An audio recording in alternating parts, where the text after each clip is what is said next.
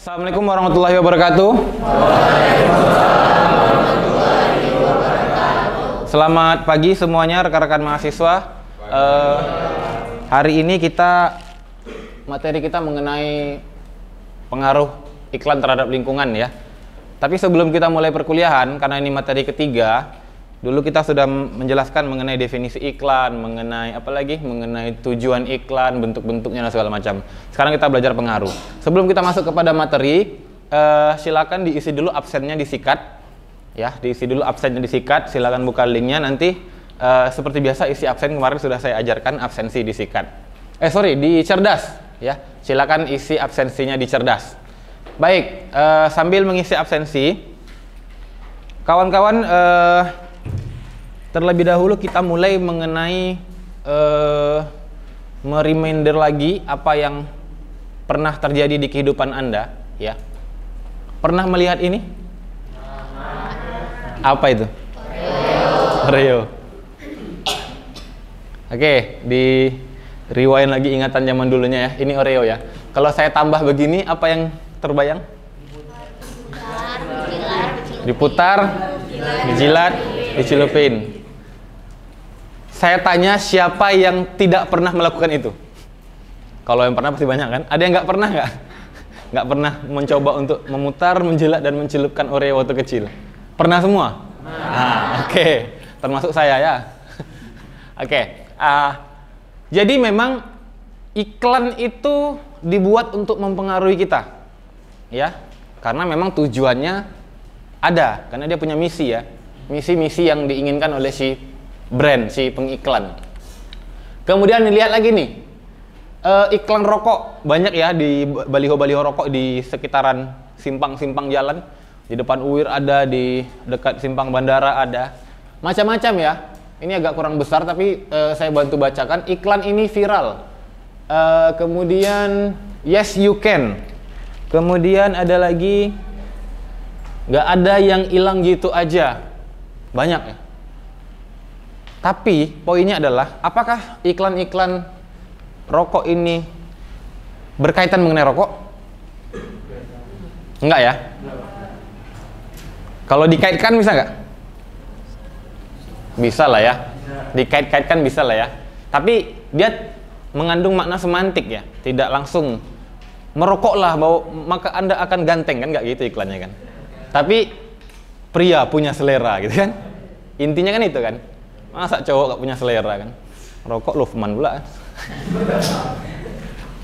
Oke, nah itu salah satu kasus-kasus yang kita temui ya. Jadi tujuan perkuliahan hari ini adalah untuk kalian mampu nanti suatu saat, oh ini iklannya dibuat seperti ini supaya orang terpengaruh menjadi A, B, C, D. Jadi aku nggak mudah terpengaruh gitu. Karena aku udah tahu, karena aku udah belajar mata kuliah periklanan sama Pak Beni, sama Pak Budi, sama siapa lagi, dosen-dosen periklanan ya. Jadi kalian mampu menganalisis iklan dan pengaruhnya, ya. Bagaimana dia berpengaruh di kehidupan sehari-hari. Oke, kita masuk yang pertama. Pengaruh iklan yang pertama itu kita bisa lihat dari aspek ekonomi, ya. Dalam pengaruh ekonomi itu Anda bisa melihat bahwa lapangan-lapangan pekerjaan, terutama kalian-kalian Gen Z, generasi Z, dan generasi Alpha nantinya, adik-adik kalian, itu akan banyak berkutat di dunia-dunia pekerjaan yang berkaitan mengenai iklan.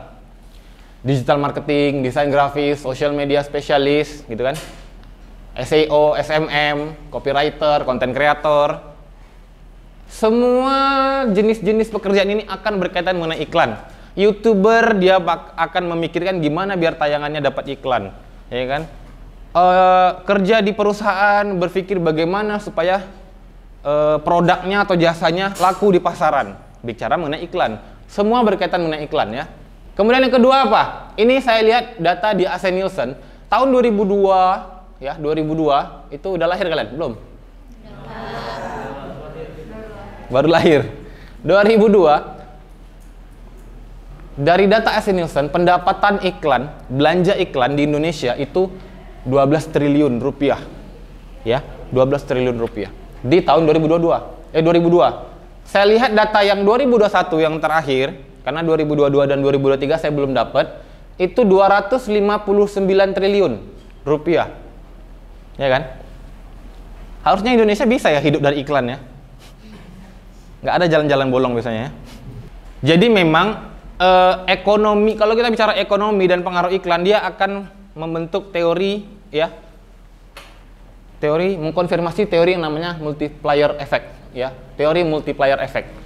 Contoh nih, TV punya standar biaya iklan 80 juta Pak di TV kami sekali tayang 30 detik. Akhirnya apa? Akhirnya ketika pengiklan merasa oke lah, nggak apa-apa 80 juta karena rating TV-nya tinggi, karena yang main di TV itu, show di TV itu adalah artis-artis papan atas, ada Raffi Ahmad dan segala macam. Jadi apa? 80 juta dibayarkan dan TV bayar mahal juga artis, dan artis memberikan keuntungan pada iklan-iklan tadi kan. Secara tidak langsung orang nonton artis, terpapar iklan, nonton artis, terpapar iklan. Itu namanya multiplier effect.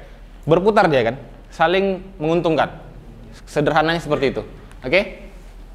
Nah, yang kedua, pengaruh psikologis. Pengaruh psikologis ini apa? Ada 3 aspek yang dilihat dari psikologis. Yang pertama, pengaruh kognitif. Produk mulai dikenal menumbuhkan keyakinan. Ya, ini baru menyasar level kognitif. Di dalam ilmu psikologi ada 3 aspek ya: kognitif, afektif, konatif. Menumbuhkan keyakinan. Tidak ada atau mungkin sedikit persentase dari kalian yang membeli barang itu hanya coba-coba. Oh, ada brand baru nih, cobalah beli, mana tahu enak gitu kan. Sedikit persentasenya. Karena sebagian besarnya adalah kita beli barang pasti karena minimal dengar dari kawan. Ada brand baru nih, ada coffee shop baru nih gitu kan. Di mana kok tak nengok iklannya di Instagram kan? Kena iklan. Ya. Jadi jarang yang kita memang mengenal produk itu langsung kita beli nggak. Maka dari itu produk perlu mengenalkan dirinya ke kita melalui iklan, ya, melalui publikasi. Jadi kalau masih dalam level kognitif itu belum bisa untuk memberikan keuntungan bagi mereka, ya. Kemudian yang kedua, level afektif. Produk tidak hanya bernilai material saja, namun ada imaji-imaji psikologi yang kompleks. Contoh, pernah lihat iklan sosis so nice? Berapa banyak dari kalian yang punya cita-cita jadi timnas waktu itu ketika nonton iklan sosis so nice? Iya kan? Wah, aku pengen jadi timnas lah. Iklan biskuat, oh aku pengen lari kencang lah, sekencang yang di iklan itu gitu. Imaji-imaji itu yang ditanamkan kepada anak-anak dengan iklan-iklan tersebut, ya. Maka itu sudah menyasar level kedua. Seolah-olah ketika dia make itu dia sudah merepresentasikan dirinya dengan si bintang iklan, ya. Kemudian yang ketiga, level terakhir itu level konatif, membangun pengaruh fanatisme terhadap konsumen, brand loyalty. Sudah loyal. Oh, itu kalau udah loyal tuh mau dijelekkan kayak manapun produk dia, produk yang dia suka nggak peduli dia. Allah, pakai iPhone 11 12 sama Xiaomi itu nyok, mana pula iPhone tuh kameranya bagus, tahan lama, durability-nya bagus, 10 tahun kau pakai masih kuat. Xiaomi aku 12 tahun bisa juga katanya. Nggak mau kalah, karena apa?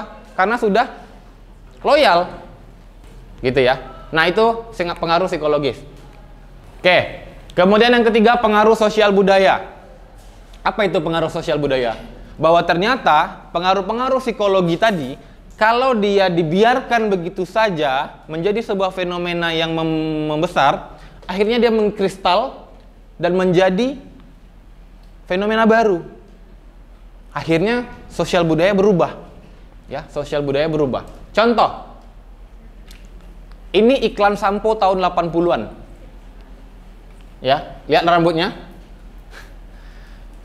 Nah, di tahun ini iklan sampo inilah yang membuat anak-anak muda waktu itu, ya, generasi nenek kalian lah ya.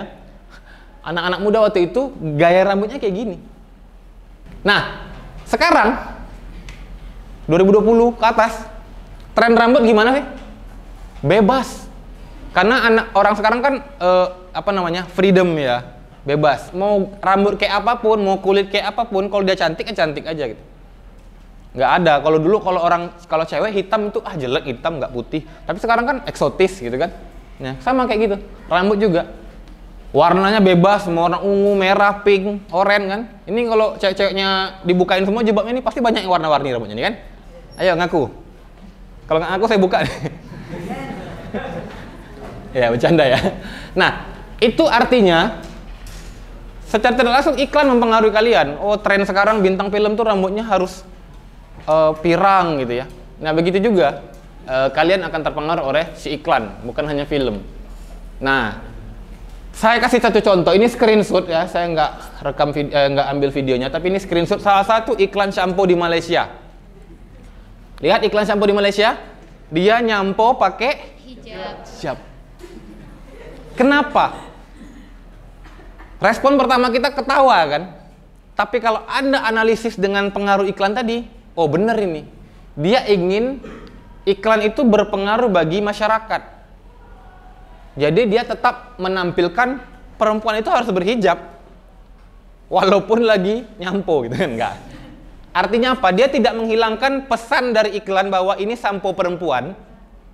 Tapi di sana nggak lucu ini. Di kita kan lucu ya. Masa pakai sampo di hijab gitu ya. Pesannya tetap tersampaikan tapi dia tidak ingin pengaruh buruk hadir di kebudayaan dia gitu ya. Nah, mungkin kalau iklan sabun mandi nggak pakai baju dia nanti. Susah urusannya kan. Nah, itu yang ingin ditanamkan, ya. Nah, harusnya Indonesia contoh ya. Indonesia harusnya contoh. Oke. Jadi standar cantik, standar rambut cantik, kulit cantik, semuanya lah. Karena perempuan ini kalau bahasa bukunya menjadi komoditas dari dunia iklan ya.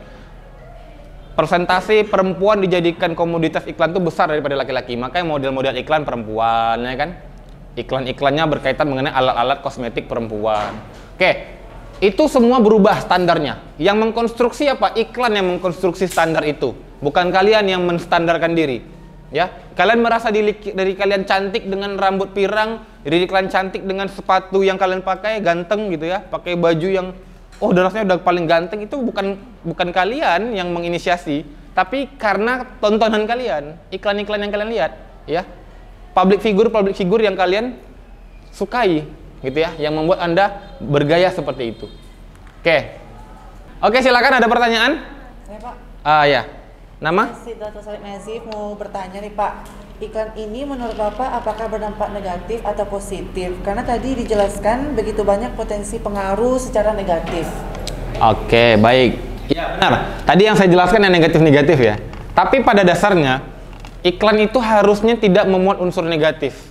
Karena itu muncul namanya Kitab Etika Pariwara Indonesia untuk regulasi, ya. Pernah ada iklan mie sedap yang guru, terus ada ayam di kepalanya.